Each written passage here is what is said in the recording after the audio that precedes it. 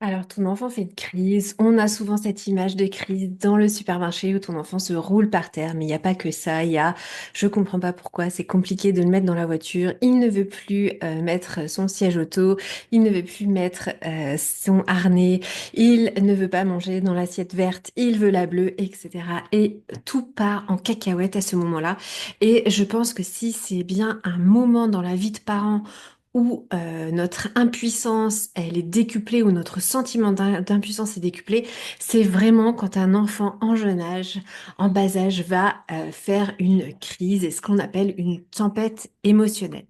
Alors on connaît tout ça en tant que parent. Notre enfant roule, hurle, se roule par terre, il explose de frustration, il jette des objets, parfois il nous tape et en fait on ne sait pas comment réagir. On est dans un tel sentiment d'impuissance qu'on se sent complètement débordé.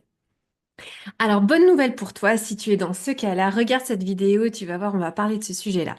Alors ça s'appelle des tempêtes émotionnelles, hein, le terme, pas technique, mais le terme qu'on emploie, c'est des tempêtes émotionnelles, ce sont pas des caprices.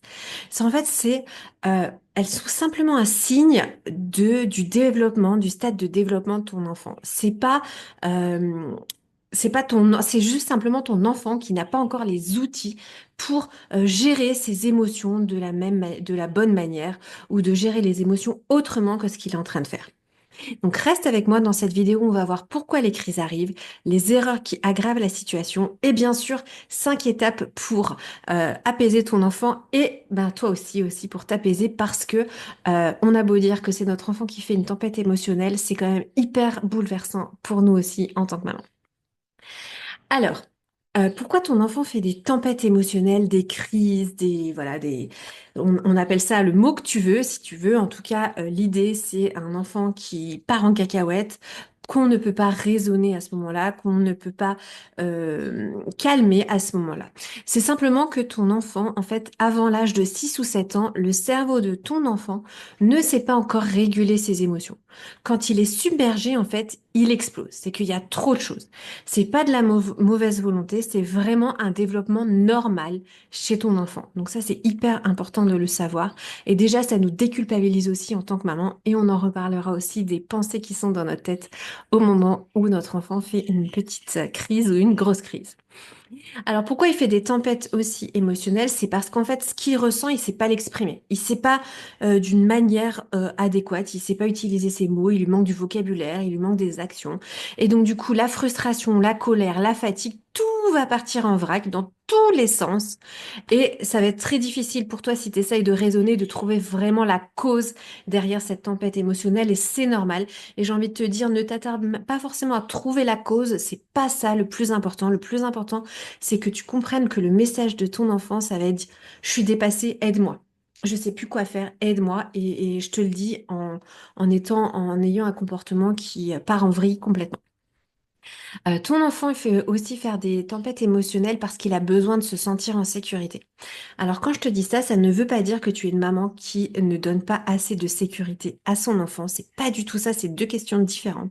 C'est un besoin. À un moment donné, ton enfant, il a besoin de se sentir en sécurité. Ça n'a rien à voir avec ce que tu fais la journée pour qu'il se sente en sécurité. C'est que ce moment-là, ben, il en a un petit peu plus besoin et c'est normal. S'il est fatigué, affamé, il a faim, il est frustré, que euh, il y a eu voilà, ses réactions vont être vraiment intenses. Il va chercher une connexion avec toi pour l'aider à revenir au calme. Et donc, du coup, il va avoir besoin de toi pour revenir au calme. Il va avoir besoin que tu sois là et que tu sois une sécurité pour lui. Non pas que tu ne lui donnes pas assez de sécurité, mais c'est simplement, bah, à ce moment-là, il en a besoin. Et c'est normal. On agit tous comme ça en être humain. Alors, une tempête émotionnelle, ça n'est pas ton enfant qui te manipule, c'est qu'il est submergé. Ce n'est pas ton enfant qui exagère, c'est juste sa façon de voir, de dire j'y arrive pas en fait, j'arrive pas. Tu peux pas lui dire bah, calme-toi tout seul. En fait, non, il a besoin d'abord qu'on lui montre comment faire. Avant que ton enfant arrive à se calmer seul, il va falloir que tu lui enseignes très très souvent à se calmer, à des outils pour qu'il sache qu'est-ce qui se passe à l'intérieur de lui pour l'aider. Alors, il y a des choses qui peuvent venir aggraver la crise. Il y a des choses au niveau de notre comportement comme en maman, mais il y a aussi des choses qui se passent dans nos têtes et c'est là où on va en parler. Alors, il y a, par exemple, si tu commences à dire à ton enfant, calme-toi, ben, en fait, si c'était possible, il l'aurait déjà fait, d'accord? Là, en fait, il est en mode survie, il n'a pas accès à son cerveau qui peut réfléchir. Donc, lui dire calme-toi ou essayer de raisonner avec lui, ça ne sert à rien. Tu vas t'épuiser toi-même et tu vas ton enfant va pas se sentir compris. Ensuite, si tu commences à minimiser ou ignorer ce qu'il est en train de vivre, par exemple dire «Ouais, c'est bon, c'est rien, vas-y, arrête de pleurer, c'est bon». Mais en fait, non, pour lui, c'est très grave en fait. Et peut-être que la cause pour toi ne te paraît pas grave, mais pour lui, en fait, la cause se paraît grave. Et parfois, on n'a pas besoin de lui dire que c'est pas grave parce que pour lui, ça l'est en fait. Et du coup, si tu veux rester dans cette connexion et l'accompagner, maintenant, c'est lui dire que tu comprends ce qu'il est en train de vivre. Peut-être tu n'es pas d'accord sur la façon dont il l'exprime, et ça, tu vas l'aider dans un deuxième temps, plus tard, à lui apprendre à gérer ça. Mais pour le moment, on minimise pas ce qu'il est en train de vivre, c'est vraiment dramatique pour lui. Ensuite, ce qui ne va pas aider non plus, c'est toi si tu commences te fâcher ou alors le punir euh, dans sa crise. En fait, ça va lui envoyer le message qu'il va se sentir encore plus seul, encore plus incompris, alors que justement, il a besoin de toi. Le fait de se dire, il va se sentir doublement puni en fait, parce que déjà, il va te dire, bah moi je vais pas bien, je sais pas comment l'exprimer, donc voilà, je me roule par terre, je hurle et j'ai envie de taper. Mais si en plus tu t'énerves après moi ou que je sens ton désaccord sur moi, ton regard désaccord sur moi, ben en fait, je vais être encore plus en panique parce que non seulement je sais pas comment gérer ça, mais en plus, je sens que mon comportement en tant qu'enfant va créer de la distance avec toi, ma maman, et c'est le drame en fait, c'est le drame. Une autre chose qui peut aggraver aussi la crise, et ça c'est plutôt de ton côté, ça va être les pensées qui nous traversent en tant que maman quand il y a une tempête émotionnelle. Parce que c'est tellement déstabilisant de voir son enfant dans tous ces états qu'on va commencer à se dire, mais qu'est-ce que j'ai loupé dans son éducation? Ça veut dire que je suis pas compétente en tant que maman. Je suis sûre que les autres mamans, elles y arrivent mieux que moi. Mais je sais pas quoi faire, je suis complètement impuissante. Et en tant que maman, c'est très dur de se sentir impuissant parce qu'en fait, on a envie d'équiper notre enfant, on a envie de l'accompagner, on a envie de l'aider, de le faire grandir. Et en fait, face à une tempête émotionnelle, en fait, on est vraiment impuissant. Et toutes ces pensées qui vont te traverser l'esprit dans la tempête, ça peut venir aussi toi-même à aggraver tes émotions à toi et te susciter des émotions qui vont aussi peut-être toi, et ben du coup te faire partir aussi en tempête émotionnelle ou un peu moins fort peut-être, mais ça risque de te faire paniquer. Autre chose qui peut t'aider aussi à être présente pour ton enfant à ce moment-là, c'est te dire, ok, c'est que des pensées, c'est normal ce que mon enfant vit, il va en vivre d'autres, je suis là pour l'accompagner.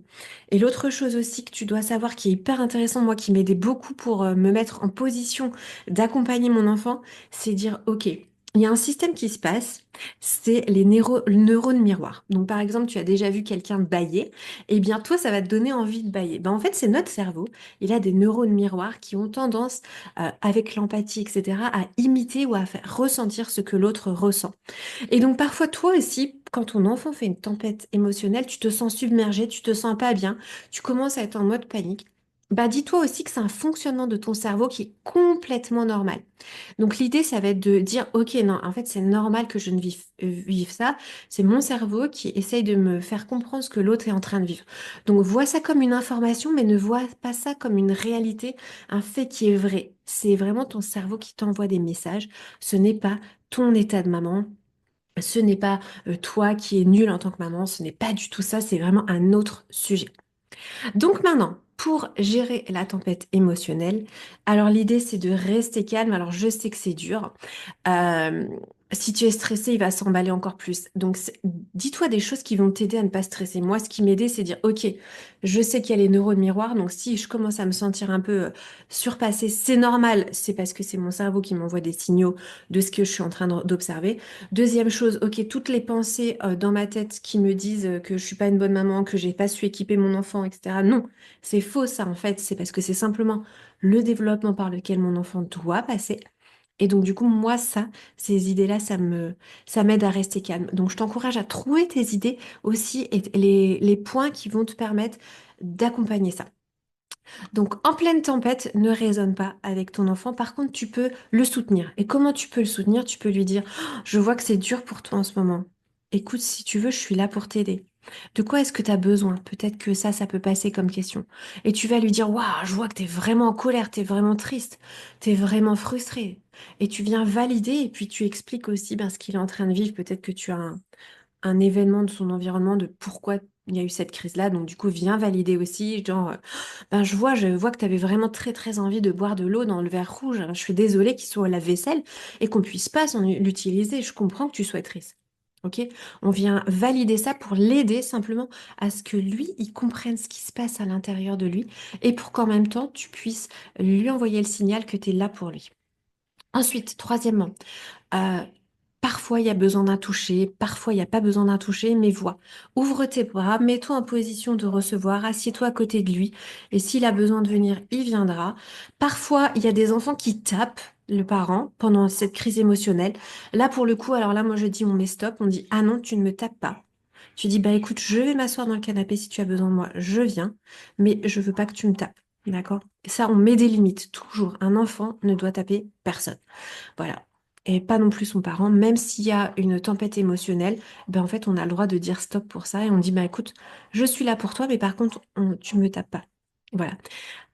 Ensuite, quatrièmement, on va essayer de proposer une alternative pour exprimer son émotion. Par exemple, tu as le droit d'être en colère, mais pas de taper. Tu tapes pas une personne. Par contre, si tu veux, je peux te donner un coussin et tu peux taper le coussin. Si ça t'aide, je serais ravie. Est-ce que tu veux que j'aille le chercher? Et on lui pose une action. Voilà. Si t'es fâché, tu peux souffler très fort. Tu peux déchirer un papier, tu peux sauter, tu peux des fois lancer des choses. Ça aide un enfant, hein, donc lancer un doudou contre un mur, par exemple, si ça risque rien eh bien, on peut lui proposer des alternatives pour que l'émotion passe et l'émotion soit vécue de manière appropriée. Une fois calmée, une fois que la tempête s'est apaisée, en fait, ça va être le moment, c'est seulement là, à ce moment-là, que tu vas pouvoir utiliser cette opportunité pour éduquer ton enfant, pour lui apprendre. Et tu vas revenir avec lui. T'es pas obligé de revenir tout le temps, d'accord? On est là. euh, il faut aussi qu'on s'écoute en notre agenda en tant que maman. Par exemple, si on doit partir, etc., c'est peut-être pas le moment. Mais à un autre moment, quand c'est possible, le plus possible par contre, c'est de revenir avec lui et un peu faire un débrief si tu veux. Bah, qu'est-ce qui t'a mis en colère? Ok. La prochaine fois, comment est-ce que tu pourrais faire? Waouh, j'ai vu que tu as réussi à te calmer. Bravo. Et tout ça, ça va l'aider à se sentir fier et savoir qu'il peut avoir les outils en main pour arriver à s'autoréguler et à se calmer tout seul. Et petit à petit, à force d'avoir vécu des dizaines de tempêtes émotionnelles, ton enfant, il va apprendre des choses qui vont lui servir toute sa vie. Euh, et j'ai envie de rajouter un sixième point pour les tempêtes émotionnelles, c'est ne pas oublier ton bien-être à toi. Parce que, mine de rien, quand on voit son enfant avoir une tempête émotionnelle, c'est extrêmement déstabilisant pour une maman, pour un parent. C'est un sentiment d'impuissance qui est très très dur à vivre parce qu'on a tellement envie d'être soutenant à nos enfants ou de les aider, de les accompagner. On n'a pas envie qu'ils vivent ces choses-là parce qu'en fait, ça nous rend triste aussi. Mais et du coup, c'est assez compliqué. Et du coup, ne négligeons pas, quand il y a eu des tempêtes émotionnelles, de prendre aussi, quand c'est possible, un temps pour toi. Un temps pour aussi toi te dire, OK, alors là, est-ce que j'aurais pu mieux gérer? Non. OK, est-ce que j'ai eu des pensées dans ma tête qui m'ont menti, en fait, qui m'ont dit que j'étais une mauvaise mère, qui m'ont dit que je savais pas gérer, qui m'ont dit que j'étais impuissante et que j'étais pas capable d'éduquer mon enfant, ou des pensées qui vont me culpabiliser parce que j'ai crié à ce moment-là que j'aurais pas dû crier. Si t'as crié, je t'invite simplement à dire à ton enfant, ok, j'aurais pas dû crier en fait, t'avais pas besoin de ça à ce moment-là. Et tu t'excuses. Et comme ça, lui aussi, il a un signal pour dire, ok, en fait, c'était pas normal ça, et c'est pour ça que je me suis sentie triste. Bref. Et tu prends aussi un temps de repos pour toi, un temps pour ton besoin aussi à toi, parce que quand c'est un peu comme si on était abîmé en fait, nous aussi, parce que notre enfant est vit. Et du coup, il faut prendre un petit temps pour aller soigner la blessure, mettre un petit peu de cicatrisant, et puis se faire un peu de bien. Et ça, je connais beaucoup de parents qui négligent cette partie-là, qui pensent qu'ils doivent être sur le front en mode tout le temps, mais en fait, c'est extrêmement éprouvant d'avoir une tempête émotionnelle d'un enfant. Donc n'oublie pas cette petite partie où tu te consacres aussi pour toi, pour te faire du bien. Voilà. Alors tout ça pour te dire que non, tu n'as pas terminé avec les tempêtes émotionnelles de ton enfant, mais c'est tout à fait normal.